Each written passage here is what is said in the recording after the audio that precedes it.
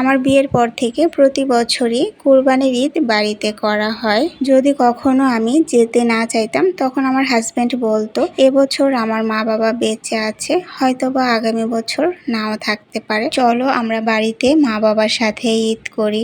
এই চিন্তা করে প্রতি বছরই দেখা যায় বাড়িতে যাওয়া হয়। তবে এইবারের ঈদে বাড়িতে যাওয়ার আমাদের কোনো প্ল্যান ছিল না, তবে মনটা ছটফট করছিল বাড়িতে যাওয়ার জন্য। আমার মনটাও ছুঁয়ে দিয়েছিল হয়তোবা আব্বুর কিছু একটা হবে।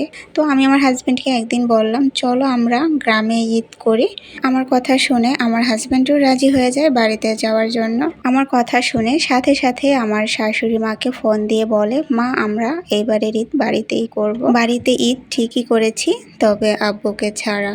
আমি যখন অনেক ছোট, সম্ভবত ক্লাস 1-এ পড়ি, তখন আমার নিজের আব্বু মারা যায়। আব্বুর চেহারাটাও ঠিক মতো মনে নেই। আব্বু মারা যাওয়ার অনেক দিন পর্যন্ত আম্মুকে দেখতাম সবসময় শুধু কান্না করতো। যখনই মনে হতো আব্বুর কথা হয়তোবা তখনই কান্না করতো, কিন্তু আমার কাছে মনে হতো আম্মু শুধু শুধু কেন কান্না করে। কিন্তু এখন যেহেতু নিজের স্বামী সন্তান সংসার হয়েছে, তাই বুঝতে পারি আম্মুর কষ্টটা আসলে কোথায় ছিল। এইবারের ঈদে আব্বুকে হারিয়ে মাকে দেখে বুঝেছি ঈদের দিন মানে সারাক্ষণ মা একটু পর পর শুধু কান্না করেছে।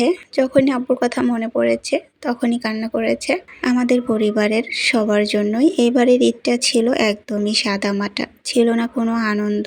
ঈদ ঠিকই এসেছে আবার চলেও গিয়েছে, তবে ছিল না কোনো আনন্দ। আর এদিকে আমার বুড়িটা তার দাদা মারা গিয়েছে, সেটা এত বেশি উপলব্ধি না করলেও সে বুঝতে পেরেছে কেন দাদাকে ওখানে রেখে এসেছো, দাদার তো কষ্ট হচ্ছে। সে আল্লাহর কাছে দোয়া করেছে, আল্লাহ তুমি আমার দাদাকে সুস্থ করে দাও, ভালো করে দাও, যেন দাদা আবার আমাদের ঘরে ফিরে আসতে পারে। তাই আমাদের প্রত্যেকেরই উচিত মা বাবা যতদিন বেঁচে আছে তাদের সাথে জীবনের ভালো সময়টুকু পার করা।